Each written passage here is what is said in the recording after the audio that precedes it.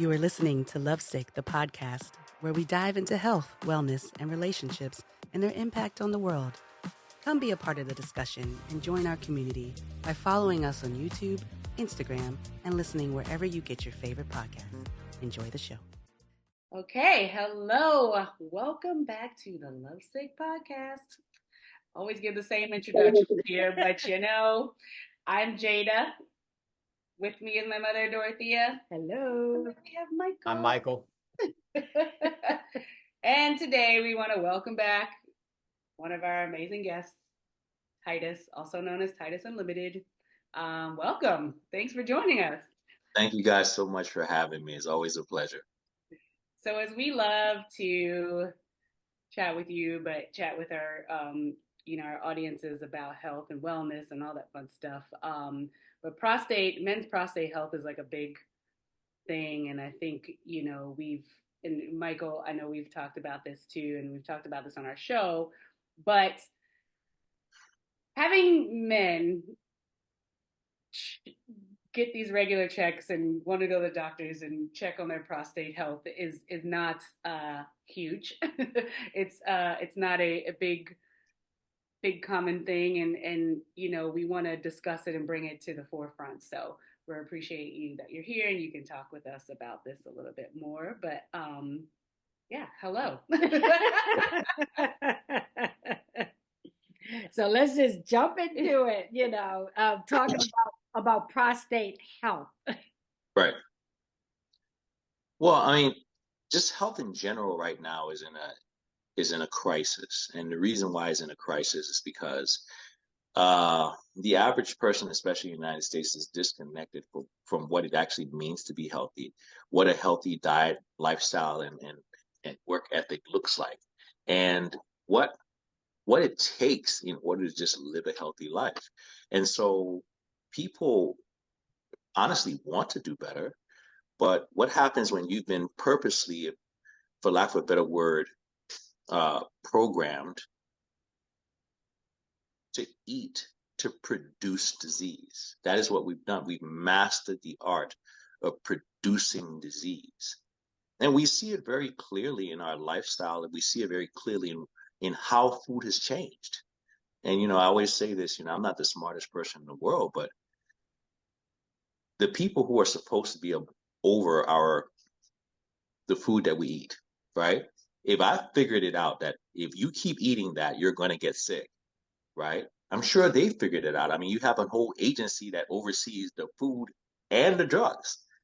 So the information has to be in the same place.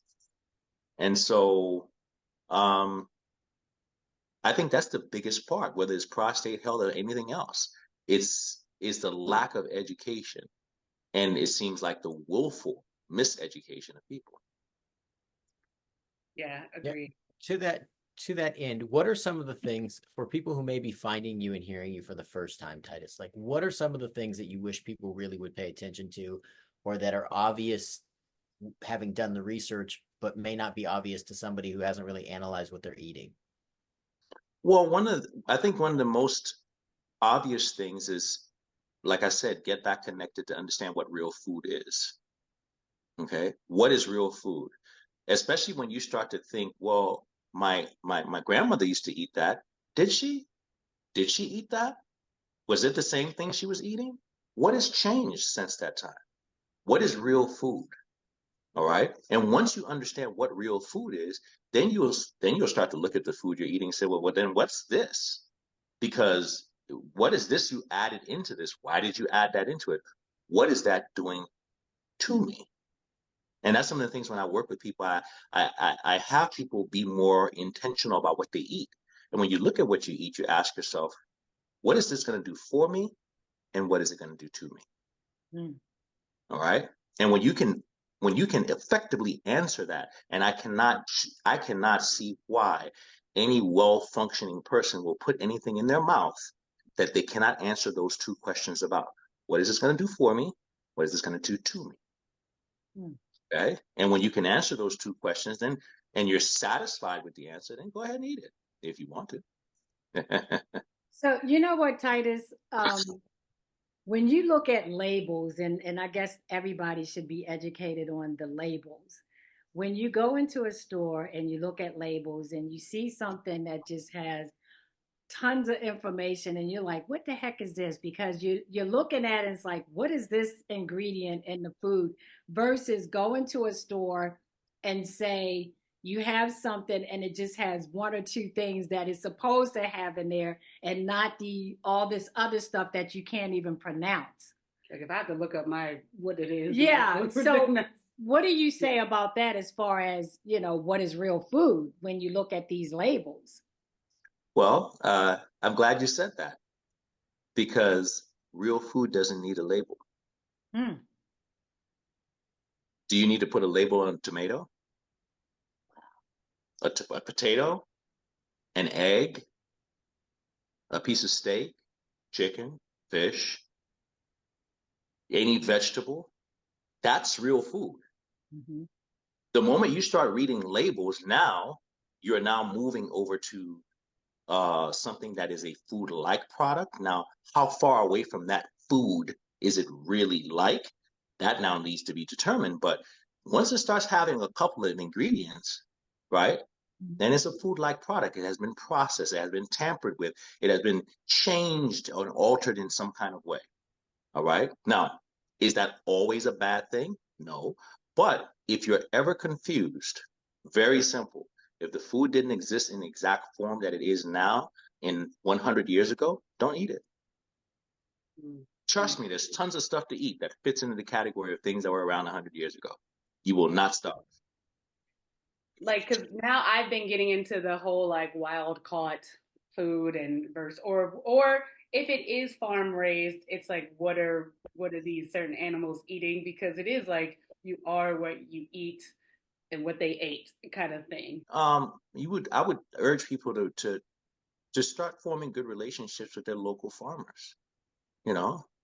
The local farmers that have not been bought and paid for by the big industry, the local farmers that pick their produce and bring it to the farmers market that's within 10, 15, 20 miles of them. You see them every weekend, they're there. The beauty of those local farmers, you can also go to the farm. Wow. Yeah, you can go to the farm. You have farmers that specialize in producing food of that nature, whether it be fruits, vegetables, and or meats. And they pride themselves in the fact that they do not add this, and this is how the farm is, and you can come to the farm. We have to be more proactive about the food that we put into our stomachs. Yeah, it's very interesting. There are places, even here, like in Southern California, you wouldn't think it's as easily available, but there are places where you can go to the farm and get a couple people together and potentially buy a whole cow, right? So that a group of you can get together, and the average cow, I think they estimate it's like 600 pounds of meat or something total or whatever. But like, it's a lot. It's a lot. That's why I would tell you need a couple, because like that's a couple families realistically. But it's very interesting when you go and you talk to them in that way, because then they can tell you everything about what this animal ate, what its life was like, what has gone into it, what they expect to come out of it, what their historic kind of output is, what parts you may want, because as a family, you may eat certain things more than others. Right. Yeah. And I think trying to get closer to the source so you have some awareness is I think it's an imperative now, because we're seeing the damage it does when we don't know. We have gotten lulled to sleep by convenience.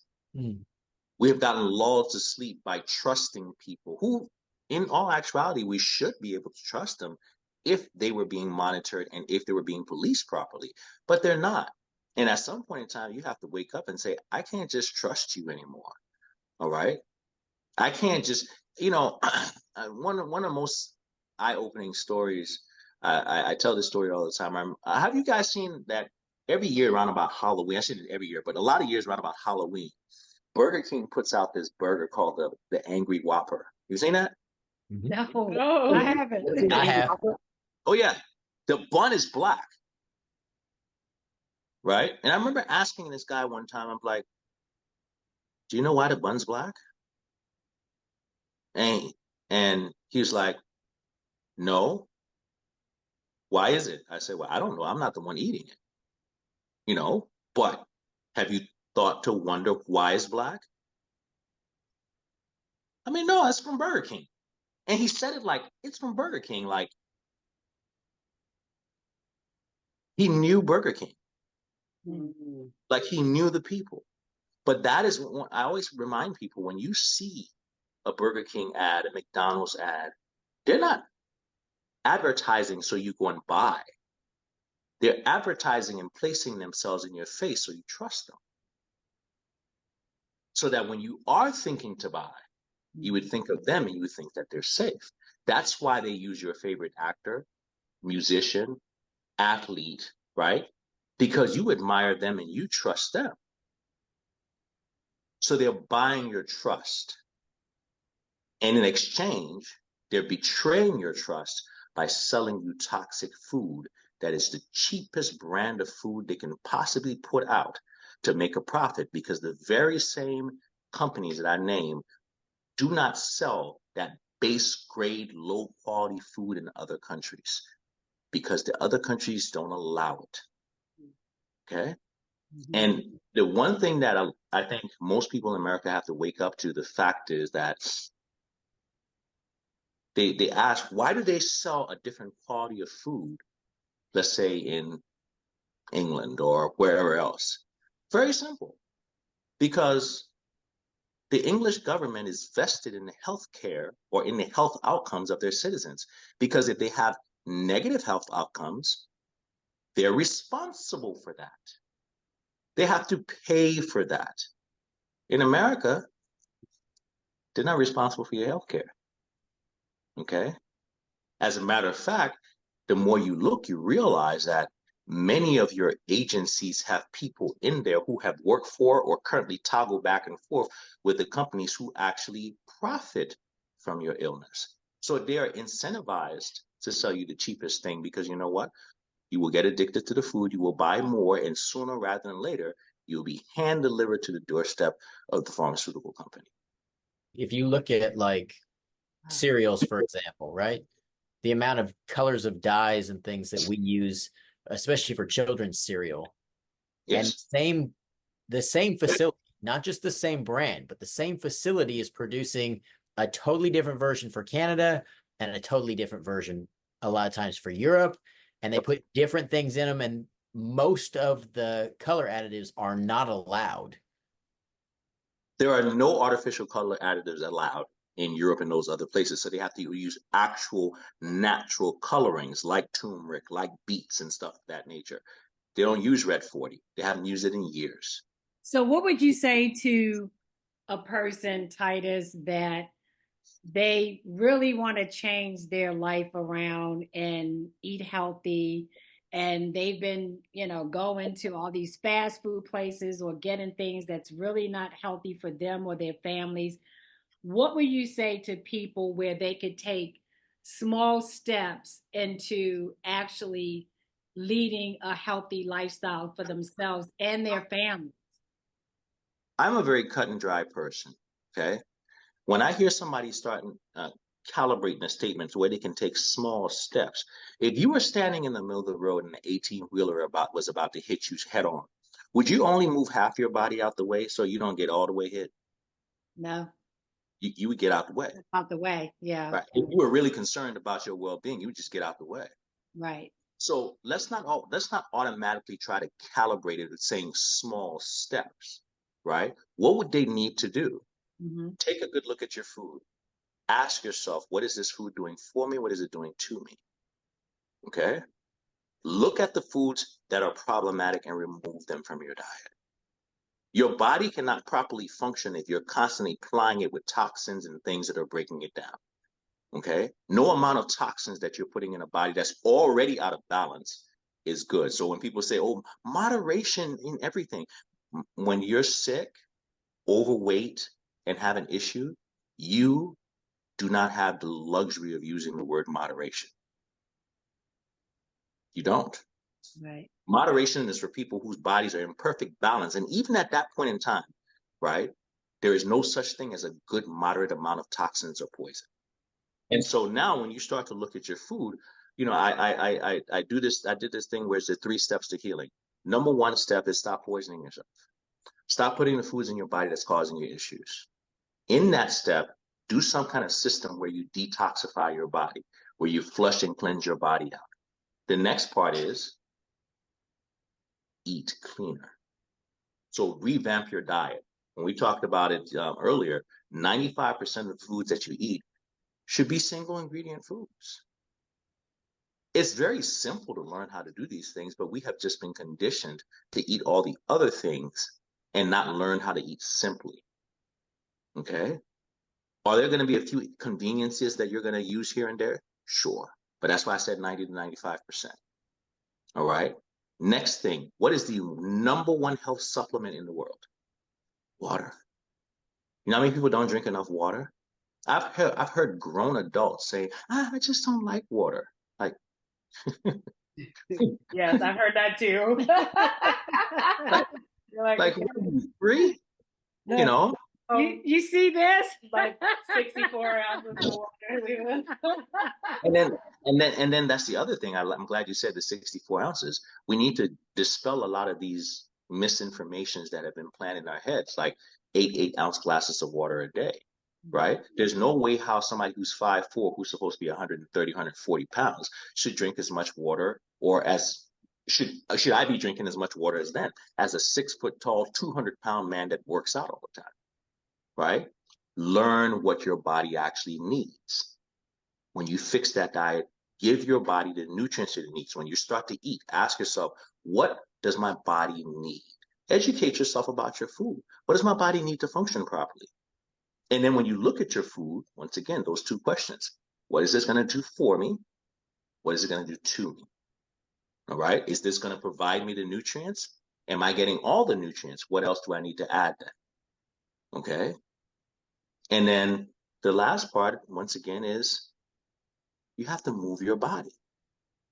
Okay. We're supposed to be hunters and gatherers. I know our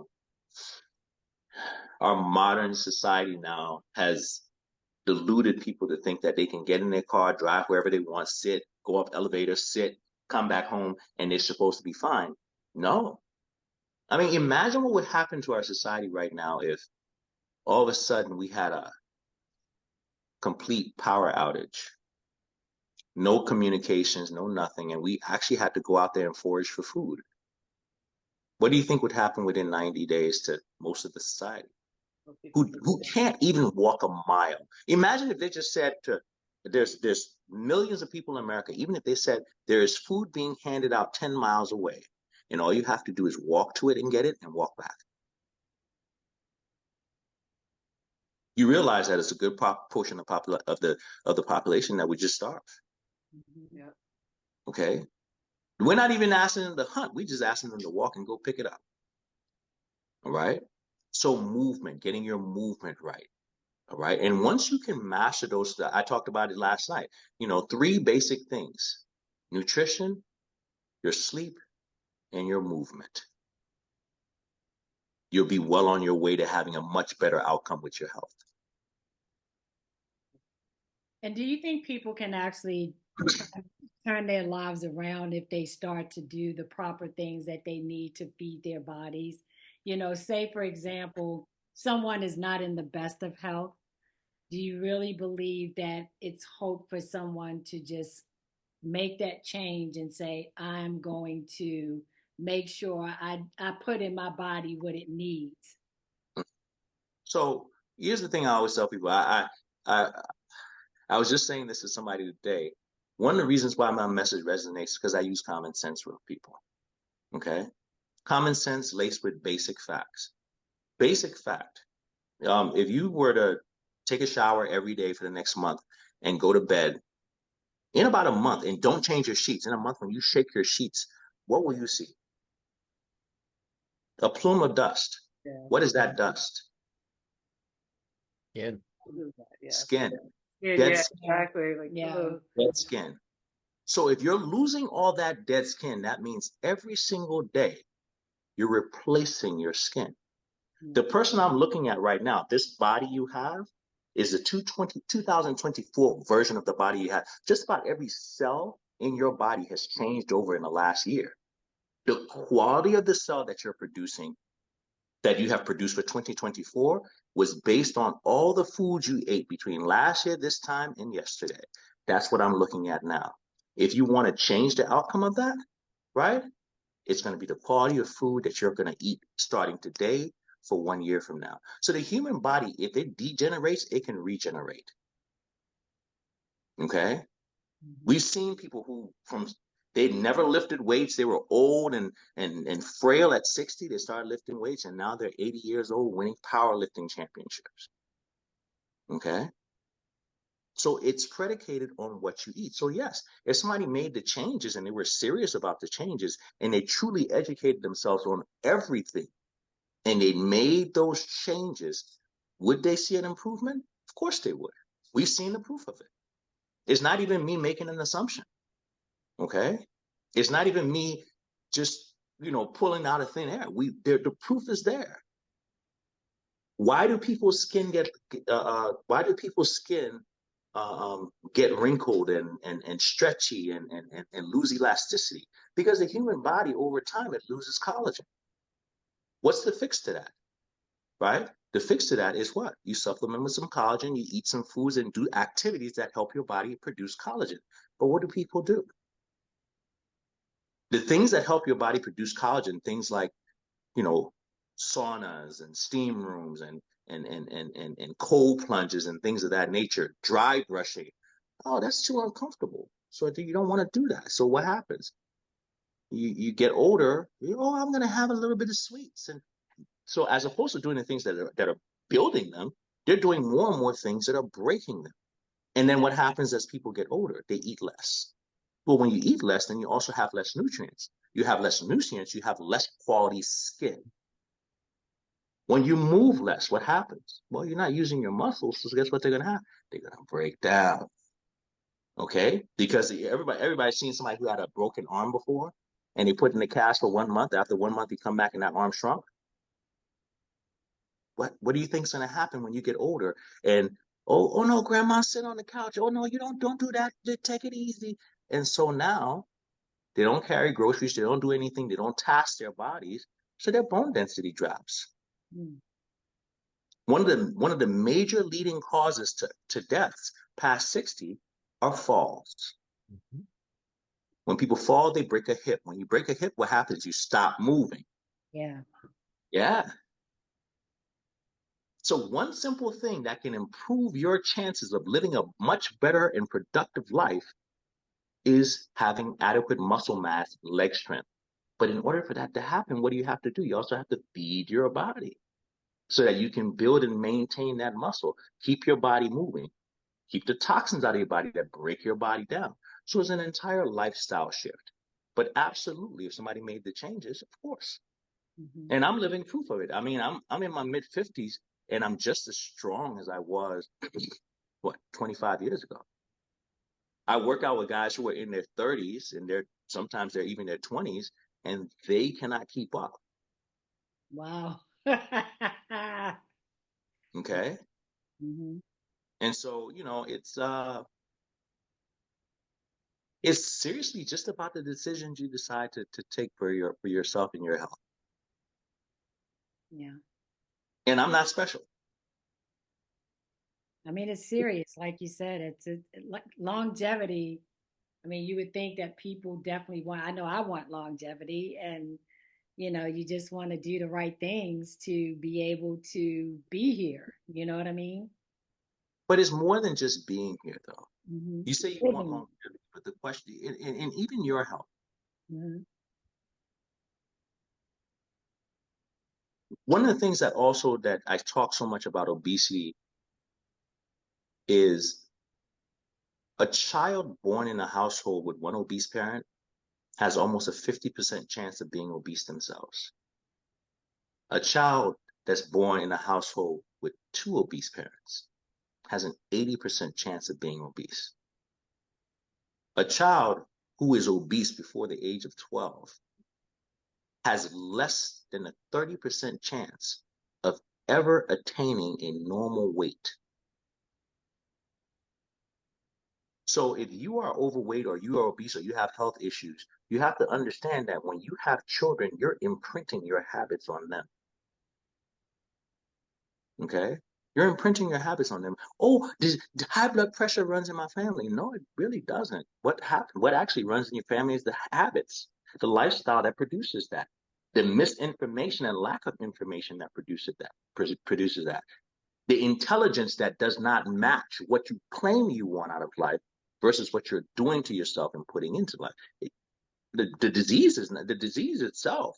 You know, it's not. If you weren't born with a disease, 9 times out of 10, you develop that disease. You do. You develop that disease. All right. And so when you look at your health, understand that your health, right, not only impacts your daughter, but it's also going to directly impact your grandchildren, your great grandchildren, because that is the true wealth. All right. When you pass down habits that produce health, a lifestyle, a mindset that produces that, the same way how we see people who pass down, habits that produce what people think is real wealth, which is money, right? It's a certain way of thinking about things. Yeah. Because I have a friend whose parents, like, literally, they just grew up on, like, either fast food or just getting something quick at a restaurant. Like, the parents never cooked anything. And they developed that habit into their adult years. And they're starting to see the effects of now taking what that was then and continuing with these habits and not changing their lifestyle and being like, gee, I wonder why I'm, not feeling there or have these bad habits. It's like, yeah. Yeah. And I mean, you have to realize when it comes down to pharmaceutical agencies and stuff, they're actually targeting your children because they understand how much money they can make off of you. You just turned 40 and now you're on prescription drugs. But somebody said, imagine if we can get them as early as 14. Imagine that. I mean, watch the drug commercials now. Taking prescription drugs have been normalized now. I saw a commercial the other day. The lady was at the pharmacy and she's like, "Yeah, I'm here to pick up a prescription for me and and my 10-year-old kid on prescriptions." When I was a kid, no kid was on prescriptions, and that is a fact. Actually, that's not even just me pulling stuff. Chronic disease rates for children. Okay, chronic disease rates for children in 1960 were near 1%. Okay. I mean, obviously, there's one or two things people are born with, like sickle cell and type 1 diabetes. We know that, okay? But 95% or more of the disease we're talking about right now are being developed. When we look right now, right, 43% of children in America have a chronic ailment. And when you add in obesity and overweight, it's over 50%. And no one's saying anything.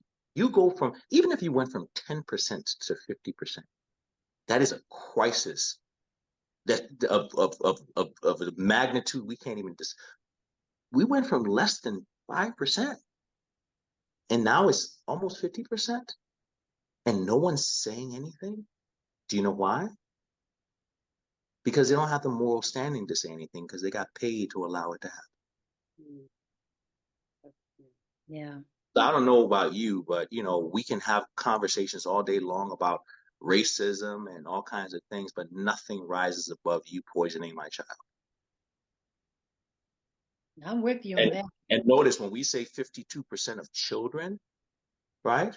We didn't say 52% of white children or Hispanic children or Asian children or Black children. We said 52% of children across the board. It is a we problem. And they ain't part of we. We don't share in those profits. Yeah. Wow. How do you motivate the people, though, who use living in certain areas or not making, not having enough money to buy the vegetables and all the, the stuff. Like, because I mean, I know there's different alternatives.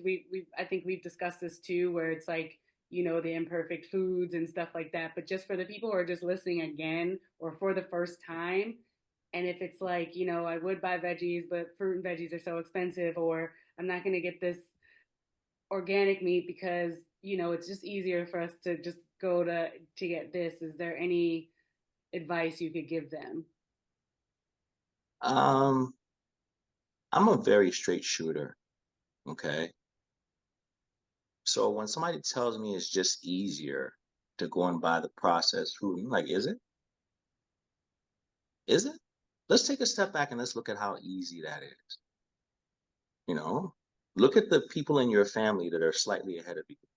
Does it look like they're having an easy, fun time with their diabetes, high blood pressure, obesity? Does that look like that? Okay. And mind you, a lot of times the very same people who complain about not having access to these foods and not having enough money are wearing designer clothes and Jordans. That's sad. That is And true. once again, it would be different if this was 2000, maybe even 2000, right? Because 2000, the internet wasn't as powerful as it is now. Where you live has no bearing on the food you have access to anymore. Because you can just go right to Amazon or wherever, right? They'll deliver it to you.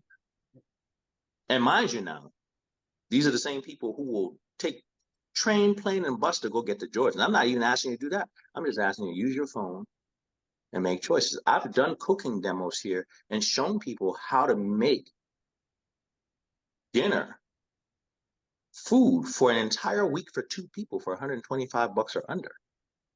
All organic. I've done the lives.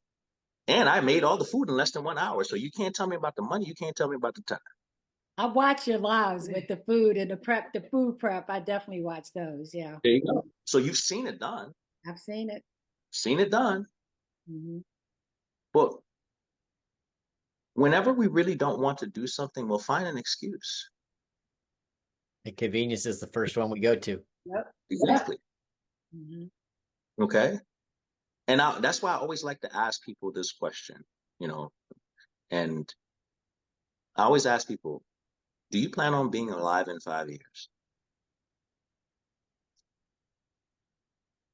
Do you? I do. So now next question is, so now based on your trajectory over the last 5 years and the habits you have right now, what does that look like? Yeah. Because my dad always used to say, what type of Sunday you're going to have on Saturday? Wow. Yeah. Okay. So the habits that you've had over the last 5 years, has it produced the outcomes that you wanted? And if you kept those habits, will it produce the outcomes that you claim you want in 5 years? Because if not, you need some new habits. Well, habits are continuum, right? If you maintain them, if they start going this way, they're going to continue that way, right? And that's part of this. Is health is it's really a habit formed thing. And the ease or convenience, I totally understand people who talk about how it's a single parent household and you have minimal amount of time and money, but you can prep food ahead of time. And real food often, initially, if you're not looking at it closely, looks like it takes more time and money. But it really doesn't. But it doesn't. A lot of times it's actually cheaper, Plus you fill up more and you stay full longer. Right. I mean, I show people how to make a 5-pound chuck roast, right? And the amount of time it took me to make the chuck roast, 10 minutes. Because you got a crock pot, you just drop it in the crock pot, you put the seasonings on it, chop up some herbs and stuff, drop it in there, turn it on. 8 hours later, you got 5 pounds of cooked quality meat. And mind you, that's at least 5 meals for 5 separate days. Yeah. That took you 15 minutes to do because you can literally put it on and go to sleep. Mm-hmm. So you don't have to watch that pot. And you can wake up in the morning and you can pair the chuck roast with some eggs and some avocado. You can take it to work and pair it with some sweet potato. You can come back, eat it with some rice.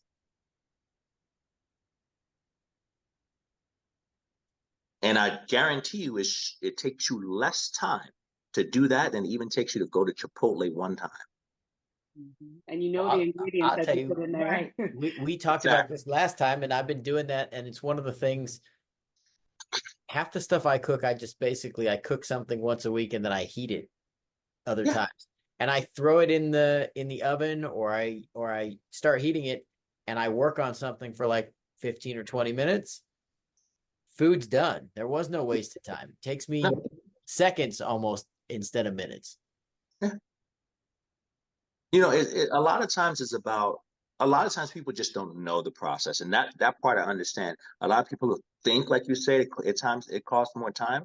But if you're serious about your health, you need to investigate those things and learn that, oh no, it doesn't really take that much time. And then the next thing, well, how can I do it? And that's why I do what I do, to show people who are really interested and really want to work on their health.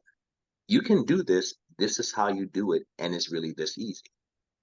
It But takes the willingness has to be there on their part. Yeah. Well, that's why I love meal prepping too. Yeah, it It's takes just discipline too to meal prep. And I watched you when you did chicken legs. Yeah, there you go. Yeah, I watched the chicken leg and I was like, wow, that's cool. Like you get this whole family pack and the way you prepped it. It's the So same it's amount of huge. time to cook one. You just Yeah. prep it all up, put it on a baking sheet. Either you throw it in the oven or you throw it in the air fryer. And Right. 30 minutes later, you got 15 or 16 chicken legs, Mhm. drumsticks that you can eat at whatever time you choose. Mhm. You Yeah. know, and you can pair them with whatever you want. Right.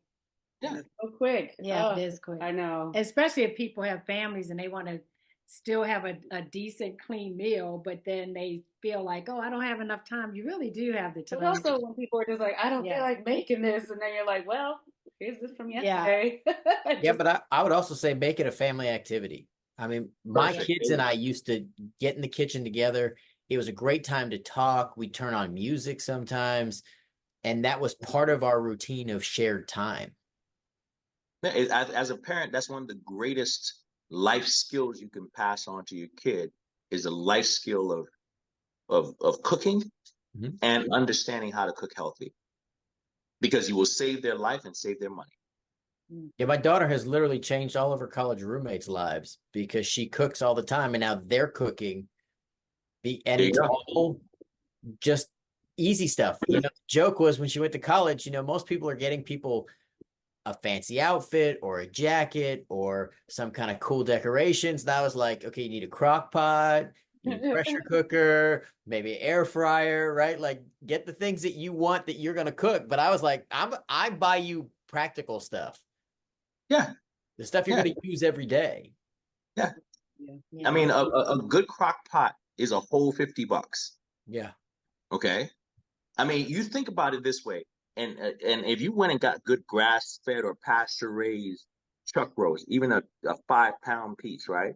If you went to an expensive place, that's $50 for that. But that's $50 for meat for the week. That's true. Okay, for the week. All right. When you put those herbs in and everything, you plug it up, boom. And if you're using your crock pot, and I've had a crock one, I'm ashamed to say I've had my crock pot for over 15 years. Yeah. That's a good crock pot. And listen, it works and it works. Yeah. some of the digital readout don't even work that well. So. But it cooks. When you wore off the buttons, you did it right. Exactly, so I know it's on high or low. I know that. Right. But it works, and it still does the job for me, right? And so I know, I'm gonna be making I'm gonna make some chuck roast with stuff, and I'm making a chuck roast, and I'm gonna stuff it in green peppers, whole peppers, and then bake them, So I can make, something like that with some eggs and stuff, and it's a great breakfast. You can make some really delicious stuff in that fast. But once you have that, there's a lot of things you can do. but we have to be more intentional about the foods we eat. Right. That's what it boils down to. And so even though we're talking about prostate health, which this is about it, the main issue with there's three primary causes to most diseases. And Michael, you can chime in on this. Nutritional deficiencies is at the top of most of your primary causes of diseases. Excess exposure to toxins, right? And chronic inflammation. However, if you look at it in reverse, your chronic inflammation is 9 times out of 10 caused by what? Nutritional deficiency or excess exposure to toxins. So if you remove the toxins from your body, like I said, fix your nutrition, your inflammation will correct itself. And generally, your prostate issue, right, is coming from you putting a whole bunch of toxins like the nitrates and nitrites. That's what's giving these guys these issues, right? Causing the inflammatory response. When you remove that from your body and you start eating better, and then you start eating things that actually fight and or reduce inflammation.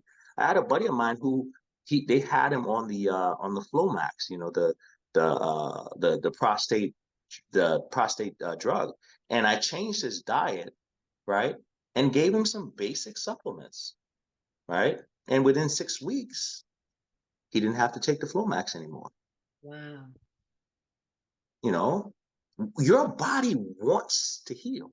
Right. You are the one that keeps getting in its way. Right. And food is medicine. Can you tell people more about the supplements? Because there might be people that really want to take some, or, you know, feel the need that that's something that can help them with their inflammation or whatever else they're going through. Well, whenever I talk to people, before I talk supplements, let's talk about what's messing up, what's causing your issue with this prostate. Mm-hmm.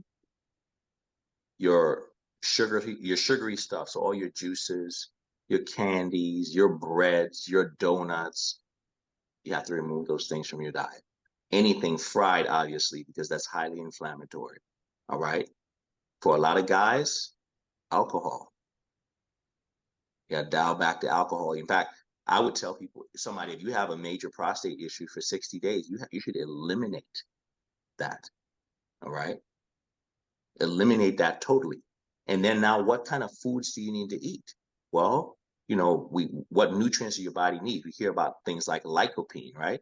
Well, eating things like tomatoes, but not just tomatoes with olive oil, and put a little cook on the tomato increases the level of lycopene. Things like garlic and things that help to drive inflammation down your body. Eating and seasoning food with things like what? Turmeric, cayenne pepper. All these things help to reduce inflammation. Before then, you start looking at, you know, supplements like turmeric, ginger, and what have you that can help you reduce reduce inflammation in the body. Most of what's wrong with you stems from your diet. You don't have a you know, whatever, a Flomax deficiency. You have, you know, issues with what you're putting in your body. So a lot of those issues, once you remove the foods that's causing it, right, you'll see about 80% of your results. And then, yes, you know, you can look at the turmeric and ginger and things like that, you know, that can help with your prostate. And we have also a very good prostate formula on my website that's actually very, very good. But what I do recommend to people is fix the diet first. And then you can take the supplements, or you can fix them some, but understand most of your results are going to come from your fixing your diet. Okay. Titus, what are some of your favorite herbs, your favorite, like, what are the things you wish people ate more in their diet that are actually really good that most people, I mean, turmeric's one of those things, people get afraid of it and it changes the color of stuff and makes things kind of yellow and orange. But the truth is, it's fantastic for you, and it has great taste, but it also can take on the taste of a lot of other things. It's not an overwhelming thing. No, it's not a very overwhelming spice at all.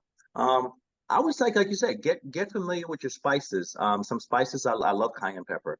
I love salt, turmeric, cilantro, rosemary, basil. Obviously garlic and onion. Yeah. You know, I like ginger. I used to sneak ginger into stuff for years. My kids had no idea. There was a little bit of turmeric, and there was ginger in like pasta and stuff, right? Like in the pasta sauce. Because when I did it, and my kids, my daughter called me one time for college, goes, you know, when we used to make pasta, there's this little like kind of orange tint sometimes on the edge of stuff. She's like, what was that? And I'm like, it's turmeric, and I used to stick ginger in because she swears she doesn't like ginger. Yeah. But ginger, I do ginger every day. I Yeah. make my hibiscus ginger with dandelion tea, and I put some cloves in it. Cloves are also really good. And I drink that. So I don't know. Now that I think about it, I probably consume about 8 to 10 different herbs daily for one reason or another, but I incorporate it into my stuff because in the morning, first thing I do is that hibiscus ginger dandelion with clove tea. I pour a glass of that, and I put a quarter teaspoon of cayenne pepper and a pinch of salt in that. So that's like how many things right there, you know. And then I cook with parsley and or cilantro, one of the two every day. Garlic, onion. Um, yeah, yeah. So, but you have to learn how to build it into a whole lifestyle, you know? Well, and you'll That's the figure thing out about what you really like. Yeah. Because in the beginning, anything new sometimes for people is just different, right? And different can be scary for people, or different, it tastes a little different. You have to give yourself a chance to kind of figure out the parts you like. And I love cilantro. So you can load up as much cilantro as you want in anything that I make, right? But for other people, maybe that's not your favorite. Maybe it should be parsley or basil or something else, right? You can interchange them. Yeah, I do a really good I call them mango avocado salad, where I put avocado, red onions, mango, and I chop up parsley with sometimes I put tomatoes. If I have mangoes, I don't put the tomatoes. And a little bit of cucumber sometimes, and I pour some olive oil and some sea salt, and then you toss it. It's actually a great tasting salad, very savory, you know, and you can use either cilantro and or parsley depending on your taste You're buds. making me hungry, Titus. Now that we're doing it right, because it's all healthy. It's all good for you. That sounds really good. And you can pair that. You can pair that with any meat. Oh my gosh. Any. Well, and Titus, tell me if you disagree with me, but I would tell you, if you have a salad like that, that's comparable to any place you're going to go get food anywhere in the world. And I didn't have to drive anywhere. I didn't have to park. I didn't have to wait. I didn't have to do any of the other stuff. And I can have more if I want. Yeah, and you know, a good organic avocado. Probably use like a half of a nice sized mango, a quarter of an onion, maybe one cucumber if you want a lot of cucumber and stuff. And then yeah, it's easy, and a drizzle of olive oil, black pepper, and like I said, sea salt. You know, it's so easy, and I've gotten so good at making a lot of these different salads and stuff, like my spicy watermelon salad. So chunks of watermelon, cilantro, cayenne pepper, onion, yeah, and just toss it and put some lime on it. There you go. Yeah. It's a perfect excuse or way to get good quality fruit and herbs in your body, right? And then with that spicy watermelon, you can eat that with anything that's either sweet and or spicy. You know, so if let's say you made some barbecue chicken or something like that, or some jerk chicken, you can pair it with that. You know, it's really easy. Yeah. I do one Yeah. with mint. I do a watermelon salad with mint. I had and that before. That the tasted goat really cheese good. and Yeah. or feta sometimes, it depends, and a little bit of salt. And That's see, my but you gotta leave that cheese alone. Well, it's the goat cheese though that I'm kind of I know. So I'm not really a cheese person, but I started getting into this like sheep and goat cheese. I know. No cheese. I know. That's not everything. I'm not. You know That's what? my I wouldn't favorite. say. I Titus wouldn't said say no no cheese. cheese. I wouldn't say no cheese, especially sheep and goat cheese. It's not as bad as our dairy cheese, Yeah, Right. right? Yeah. But if you're doing it on occasion, right? Once again, I said 90 to 95%. That could be one of the things in your 5%. You Right. know, well, you're not eating goat cheese every day, you know. So, Yeah, it's all moderation, I guess.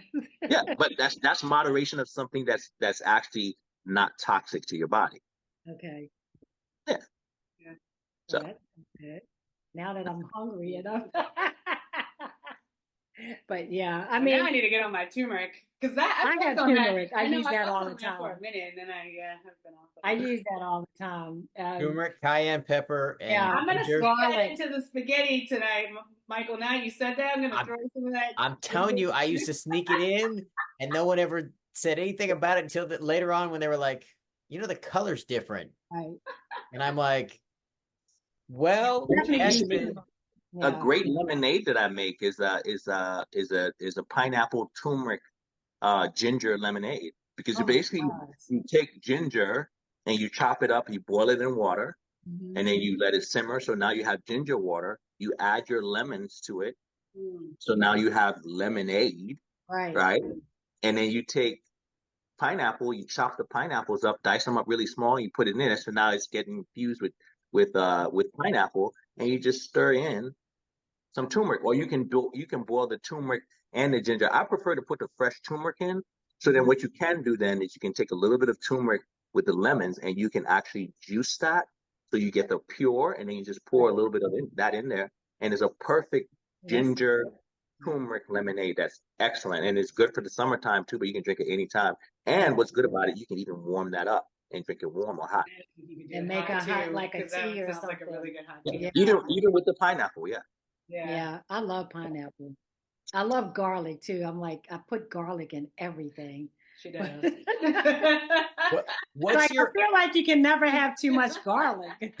well, for most people, but every once in a while, I know. I love it. I just love garlic. yeah, I love garlic too. Yeah. What for Me Titus, too. what is an underrepresented or underappreciated vegetable? Underrepresented and underappreciated vegetable.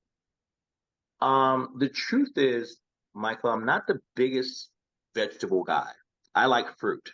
Perfect. Okay. Well, but see, that's perfect because I want people to hear this, because the truth is you got to design it to yourself, right? Yeah. So if you're not a huge vegetable guy, great. Yeah. But if I had to say a good vegetable that's underrepresented, but I don't think a lot of vegetables are underrepresented, but a good vegetable that's underrepresented would be things like Brussels sprouts, you know. But I always tell people, a lot of people have a lot of gastric issues with veggies because it gives them gas. You got to put a little bit of cook on your vegetables, okay? And that aids your body in breaking it down, and it won't cause as much gas. So whether it's spinach or kale or something like that, put a little cook on it. That also drops the oxalate levels and everything, which makes it a lot easier for your body to absorb the nutrients that's in it. Because just because a vegetable says it has nutrients in it and you eat it raw, doesn't mean your body's going to absorb it, because those vegetables are not easy to break down. You'll get the fiber from it, which is, great, but you may not get as much of the nutrients as people think they're getting, if you don't put a little cook on it. Wow. Wow. I feel like I've been in a college course right now. I mean, a good one. A really good one. It's like every time talking with you, it just feels like you learn so much, and I try to like absorb it like a sponge and take it all in, because it's really great information, and it's information that our listeners and viewers can help save their lives and add more years to their lives, So I'm going to try that lemonade though that you were talking about. It's awesome. It's awesome. I am definitely going to try that. I think I actually have it posted. It's on my page. It's posted. Okay. It's very easy to make though. Yeah. Well, let people know how they can get in touch with you once again, please. Very easy. Titus Unlimited. If you want to get all my links, just go to Google and put in Titus Unlimited, and boom, everything comes up. All right. But it's Titus Unlimited on Facebook, Titus Unlimited on Instagram. Watch out for the scammers. So that's why I say go to YouTube, put it in, not YouTube, but Google, and put it in there. All those links are going to be legit. Okay. And we can find that lemonade recipe, right? Yes, you can. You can find it on my Instagram page. It should be under my food or something. And if not, I will actually add it today if it's not there. So it'll be Okay. there. That sounds like a winner because I'm definitely going to try it. It'll be made tomorrow. Watch. I'm telling you. I'm going to tell you what's going to happen right now, and I'm going to have her post a picture. She'll be right. She'll be at that store in the morning, and she's going to make it. I'm not joking. And I'm going to be like, thanks, Titus. I've got my lesson today, y'all. What y'all get out of it? I appreciate you, Titus. I don't think people understand the importance of food. We don't educate. We certainly don't educate kids on food. It's all about what is the flashiest or what is the brightest or what is the quote unquote best tasting instantly. Yeah. But there's a beauty, like having kids that cook, it changes their whole lives. And you're empowering them in a totally different way. It's so interesting. Everything you put in is going to have a consequence. And so if you think about it, you can go buy your Jordans if you want. I'm not going to hate on anybody for their fashion. But what I'm going to tell you is those only last for so long. What you put in your body is going to define who you are. And those effects are lifelong. Yes, absolutely. Yeah. That was really, I like that, Michael. that. Yeah, seriously. Before you buy them Jordans, y'all. Get that food right. A great meal, man. I'm telling you right now, a healthy meal, it's like the best place. That's the place I will spend money, no problem. I'm all about a good meal and good company. Yeah. There you go. Well, Titus Unlimited, thank you so much for joining us again. And I know about everything that you said. We have totally learned something here today. And we know the viewers and the listeners would also learn, and especially viewers that have kids. We hope that they can take something from this too in reference to, getting your kids on the right track. Because like you said, obesity in the U.S. is really bad. And I think we're the only country that actually have that problem with obesity. I'm sure it's others, but we're pretty much up there. We're top of the list. We're the top of the list, and that's not good, So we have to save our children too. We have Absolutely. to save our children. So, all right. Anything you want to say before we end this episode? Other than thank you guys so much, and if anybody was looking for the supplements that we didn't mention, you can go to my website, which is also titusunlimited.com. Okay. Thanks, Titus. You're all right. It's a pleasure. Always a pleasure talking with you. Thank you so much. My pleasure. All right, guys. Later. Bye. Thank you.